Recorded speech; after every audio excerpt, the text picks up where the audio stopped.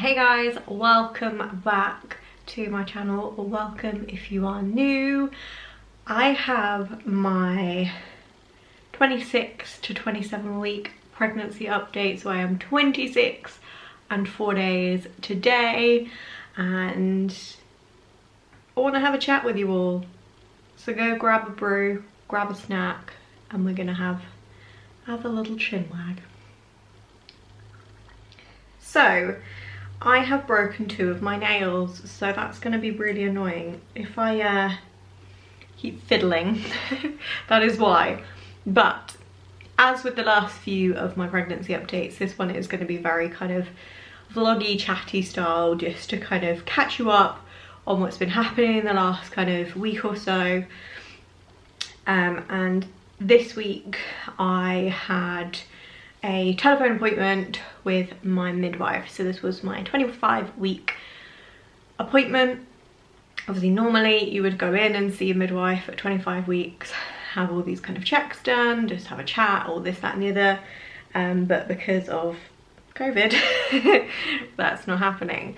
So I had my telephone appointment with my midwife on Wednesday last week, and there was a few things that cropped up and that I needed to discuss with her. So they're what I'm going to pretty much just talk about today and just kind of explain what's going to happen for the next few weeks. So I don't know if I mentioned this in any of my earlier pregnancy updates, but I obviously had my initial bloods done at my booking in appointment, and that is where I found out that my blood type is rhesus negative. So basically that then meant that baby needed to be screened to see what her blood type was to determine whether I would need the anti-D injections. So I think the idea is if baby has positive blood, then you need the anti-D injections just as a kind of precaution. So that screening was meant to have been done at my 20-week scan. I think you can guess what didn't happen. That didn't happen. And yeah, so obviously this being my first pregnancy and things like this, my first experience of this whole shebang, I didn't know what I needed to do, when I needed to do it, anything. Nobody tells you anything, seemingly, or in my experience at least, nobody seems to tell you what you need to do and when. And so I had the letter through, obviously, to say what my blood type was and the blood form that I needed for when I had this screening. And it did even say on the bottom of the letter, take this letter with you to your 20-week scan. So me, being fairly logical, I like to think, thought, okay, it's asking me to bring this letter with me to my 20-week scan. Presumably that means I have this screening, this blood test done at my 20-week scan. So similarly to having the chromosome blood test done, the chromosome abnormality test done at the 12-week scan, I would then have this blood screening at my 20-week. But at my 20-week scan, I don't know if I talked about this in the update I did where I said about having the scan, but the sonographer that I had, I don't know if it was just her, I don't know if she was having a bad day, I don't know what the situation was, but quite frankly, she didn't make me feel very at ease at all. Obviously she explained kind of what she was doing and said that everything was fine and blah blah blah, but she just, I don't know, she seemed, to me at least, to be talking to a mum that had done it before, that knew what she was doing and knew what everything meant and knew kind of all of that. And she was very kind of quiet, didn't really say very much unless she had to, which, you know, fair enough. But like I think I did explain this actually in a couple of like updates ago, that she didn't obviously explain to us about the whole photo situation, that you had to prepay for the photos and tell them up front. how many you've paid for and how many you want them to take, all of that kind of stuff. So yeah, so I don't know if it's just her or like her way of things or what, but basically she's the one that should have saw that letter. It was in the front of my notes. I made sure it was the first page, so as soon as she opened like my notes, my book, she would have seen that letter. But she didn't. Obviously I didn't know whether to say anything or not, and obviously I'm a fairly shy person, so I wouldn't have just kind of upfront said like, do I need to do anything kind of thing while I'm here. I was just kind of almost waiting for them to say something, and because like I say she was being a bit weird, I just wanted to kind of do what I had to do and go kind of thing, presuming that obviously if that wasn't the case I would then be notified of when I needed to do it, or I would then obviously just speak to my midwife next and ask her what I needed to do. So yeah, so that happened obviously 20 weeks, and then flash to this week where I would have been 25 plus 6 days when I had the 25-week appointment over the phone, and my midwife said, did you have the, I can't remember the acronym for it, I'll put it on the screen if I can remember it, if I can find it out, screening done at your scan? No, I didn't, love. I didn't know that I needed, like, I don't know anything. Like, I may seem really naive and stupid because as far as you could kind of tell from the letter, it meant like the wording on it would suggest that you are meant to have that screening at your 20-week scan, hence please bring this letter with you. But still, I don't know, it was what it was. So obviously when I said no, nobody said anything, and I did say, to be fair, the sonographer seemed like she was having a bit of a bad day, blah blah blah. She was just like, oh, not to worry, like, funnily enough, you're the second person I've spoke to this morning, and this was only at like 11:20, that's been in the same position. But because now you are 25 plus 6 days, we can't now do the screening. We needed to have done it before 25 weeks. So I was like, okay, fine, but what does that mean? So she basically just said, which again, it's not really a problem as such, but more of just a slight inconvenience, I suppose, although it might have had to happen anyway. But they basically just said I would just need to have the anti-D injection anyway, which, like I say, is fine. You know, there was a 50-50 chance I would have had to have had it anyway, but it just kind of adds on another thing kind of thing. So I'm having that done at, I think I'll be about 28 weeks by then. It's in 2 weeks time. So it's not this week, is it next week? 22nd? Like 22nd of October, I think it is.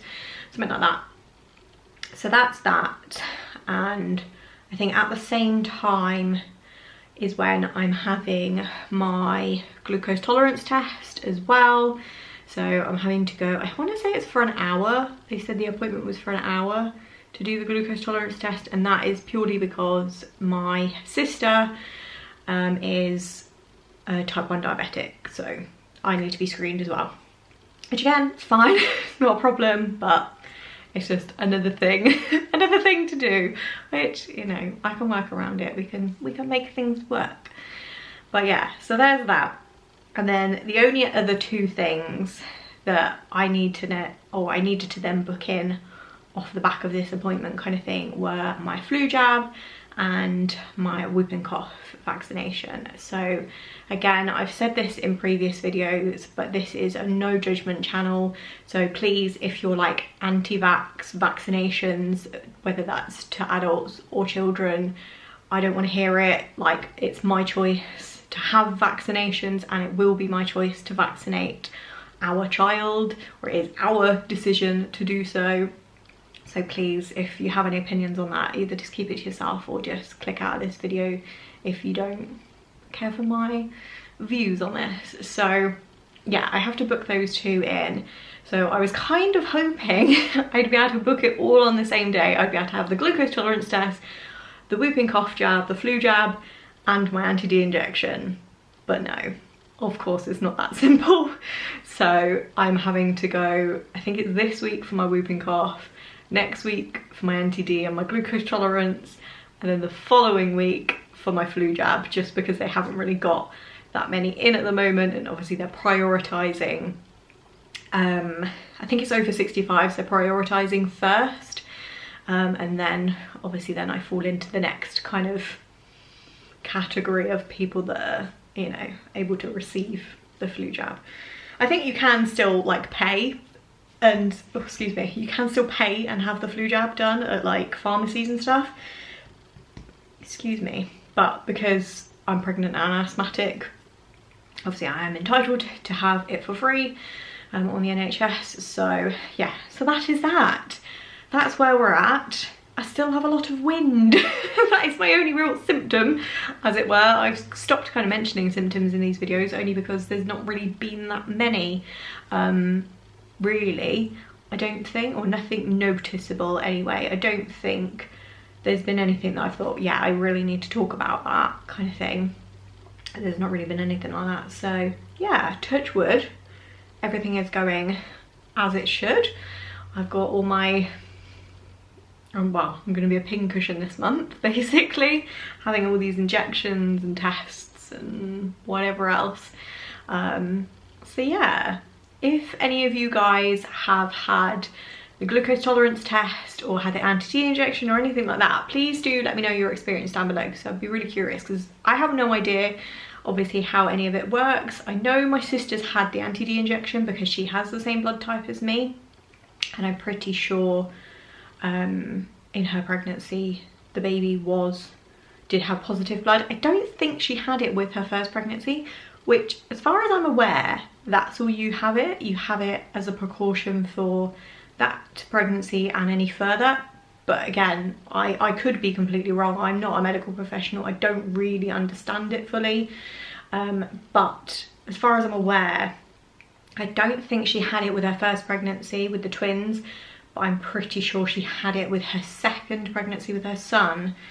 I'm sure she had the anti-D injection then. So he must have positive blood. I don't know. Anyway, I'm going off on a tangent. I am going to have my brew and just chill out this afternoon.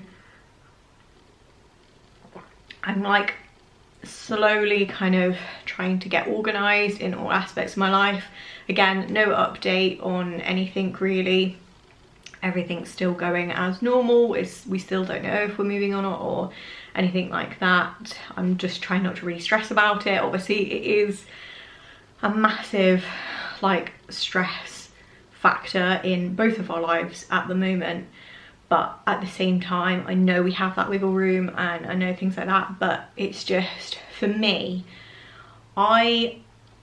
for my mental health, I like to know what's going on like ahead of time. I like to be somewhat in control of things if I can be, and things like that. So the fact that this is just completely out of our control, I don't know if I'm going to have to completely close my business down, which when I've only been trading for, it will be about 1.5 years by that point. I really don't want to do that. So yeah, for various reasons obviously, but obviously the baby having her own room after 6 months or so is the priority. So if that has to happen, that has to happen, but ideally I'd like it not to. So that is where we are at. I'll quickly show you my bump, quick little bump day. I know I've looked fairly big in the last few updates, and I think that is purely because of how close to the camera that I am, but I can't get any further away because of my beauty couch, so apologies for that. I know a few people have been like, are you sure you're only that far along? Are you sure there's only one? Yes, I am sure on both of those counts. So this is my 26+4 bump in clothes. I feel like I've gained a fair bit of chunk on my hips recently. And then this is bump naked, as it were. So I don't feel like I'm quite as big, maybe. I don't know, I feel like I was maybe a bit bloated last week, but yeah, you can see it all on my hips. Ooh. But yeah.